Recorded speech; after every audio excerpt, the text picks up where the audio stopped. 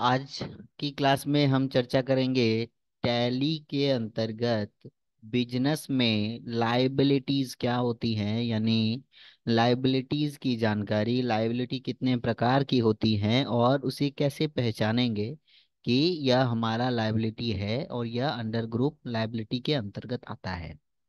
उसके लिए मैंने एक यहाँ पर प्रेजेंटेशन तैयार किया है जो कि कुछ इस प्रकार का है। लाइबिलिटीज का मतलब होता है जिम्मेदारी यानी दायित्व, या इसे एक दूसरी भाषा में कर्ज भी बोला जा सकता है। एग्जाम्पल के लिए मान लीजिए कि आपको समय समय पर अपने बिजनेस के जगह का रेंट चुकाना है, यानी उस रेंट को भरना आपकी जिम्मेदारी है। अगर सही समय पे आप उस रेंट को नहीं भरते हो तो आपको दिक्कतों का सामना करना पड़ सकता है। या फिर आपके बिजनेस में प्रोडक्ट या सामान खरीदा जा रहा है, वह किसी वजह से नगद या उधार आता है। यदि आप नगद लेते हो तो आप हाथों हाथ कैश उन्हें प्रदान करते हो और प्रोडक्ट परचेज करते हो, लेकिन यदि आप उधार पर कुछ लेते हो यानी डेट पर कुछ लेते हो तो आपको आपकी जिम्मेदारी बनती है कि आप उस कर्ज को सही समय पे एक निश्चित समय पर चुकाएं। तो लाइबिलिटीज का सीधा सीधा अर्थ आप ये समझ सकते हैं, यह वह जिम्मेदारी है या यह वह दायित्व है जिसके द्वारा हम अपने कैपिटल का मतलब होता है बिजनेस में जो पैसा लगाया गया है, जो पूंजी लगाई गई है। मान लीजिए आप एक बिजनेस सेटअप कर रहे हो और उसे सेटअप करने में आपको एक जगह लेना पड़ रहा है, जगह पे कुछ फर्नीचर लगाना पड़ रहा है, उसमें कुछ सामान आपने खरीद के लगाया, वो सब आपकी पूंजी हुई, वो सभी आपके एसेट हुए। तो जो पैसा आप बिजनेस में लगाते हो उसे कैपिटल के नाम से जानते हैं।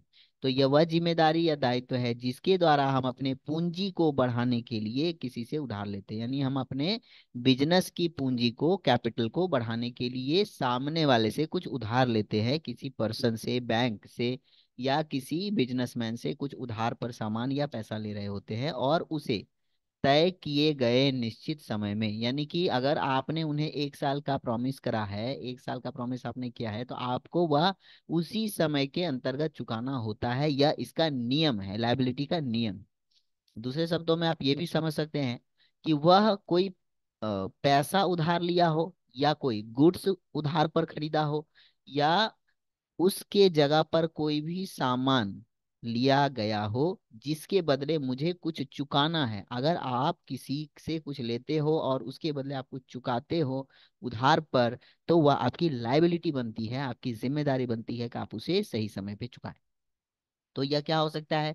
खरीदा हुआ गुड्स भी, मान लीजिए मैं एक बिजनेस करता हूँ और मुझे 2 लाख का गुड्स परचेज करना है और मेरे पास अभी पैसे नहीं है, तो मैं उधार पर सप्लायर से या क्रेडिटर से, मेरा जो सप्लायर है वो मेरा क्रेडिटर हो सकता है क्योंकि वो मुझे क्रेडिट पे माल देता है। क्रेडिट यानी कि अ, ऋण पर, क्या बोल सकते हैं इसको दूसरे भाषा में, कि ऐसा अ, व्यक्ति जो आपको क्रेडिट पे यानी उधार पर सामान दे, वह क्रेडिटर कहलाता है। तो जो सप्लायर है वो कभी कभी आपको उधार पर भी सामान देता है।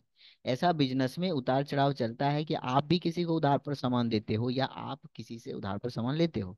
तो यहाँ सप्लायर आपका क्रेडिटर कहलाता है, जो कि क्रेडिट पर यानी उधार पर आपको माल बेचता है। तो वह पैसा भी उधार पर हो सकता है, वह परचेज किया हुआ गुड्स भी हो सकता है। और कौन देता है? वह देता है सप्लायर या क्रेडिटर। सप्लायर ही हमारा क्रेडिटर भी हो सकता है।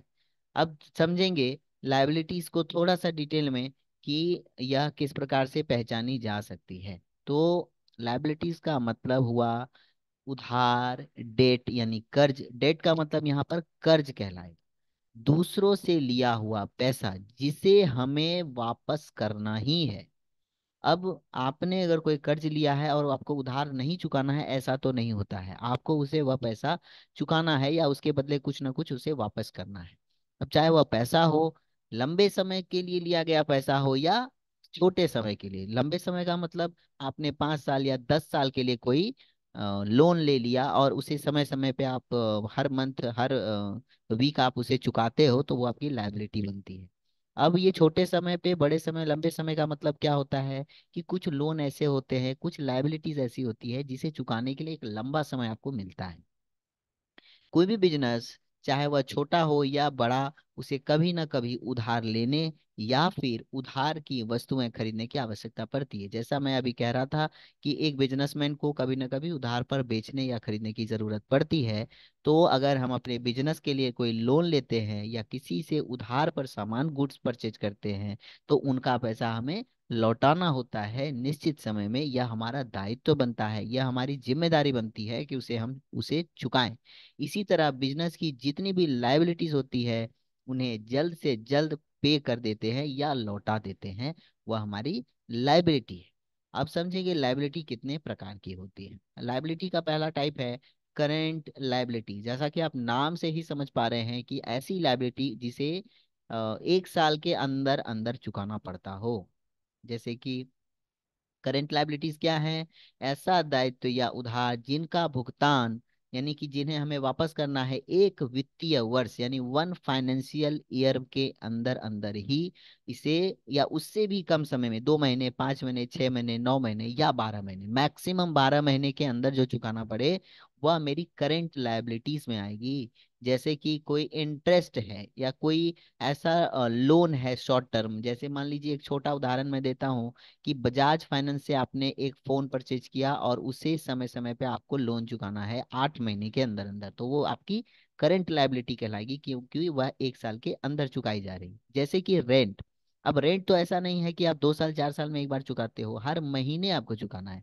मंथली फी, कोई भी मंथली ऐसा अमाउंट जो कि हर महीने आपको पे करना है, या ईएमआई आप मान लो कि इंस्टॉलमेंट है, आपको हर महीने पे करना है। तो ये सभी क्या हो जाएंगी? आपकी लाइबिलिटीज होंगी, जो कि करंट लाइबिलिटीज के अंतर्गत आएगी। दूसरा है नॉन करेंट लाइबिलिटीज। आप सीधा इसका उल्टा समझ लीजिए, जिसे चुकाने के लिए 1 साल से ज्यादा का समय मिलता हो। यानी कि ऐसी लाइबिलिटी जिनका भुगतान हमें एक फाइनेंशियल ईयर से अधिक समय के बाद या लंबे समय तक चुकाना पड़ सकता हो, वह मेरी नॉन करेंट लाइबिलिटीज कहलाएंगी। इसे हम लॉन्ग टर्म लाइबिलिटी भी कहते हैं।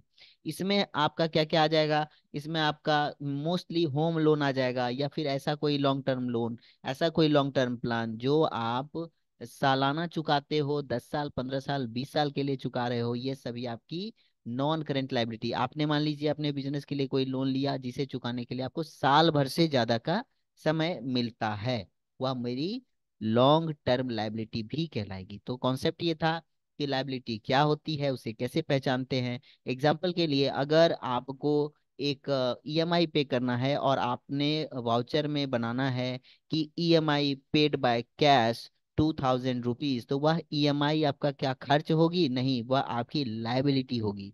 तो ईएमआई का अंडर ग्रुप क्या हो जाएगा? लाइबिलिटीज। उसके बाद आप वाउचर में बनाओगे पेमेंट के अंतर्गत कि आपने ईएमआई पेड किया, यानी डेबिट में ईएमआई और क्रेडिट में कैश पे किया है, तो कैश आप क्रेडिट में डालोगे। और ईएमआई का अंडर ग्रुप, लेजर बनाते समय ईएमआई का अंडर ग्रुप लाइबिलिटीज डालोगे। ये आपकी जिम्मेदारी बनती है, ये आपका दायित्व है, ये आपका एक प्रकार का कर्ज है। तो आज के टॉपिक में हम लोग इतना ही रखते हैं।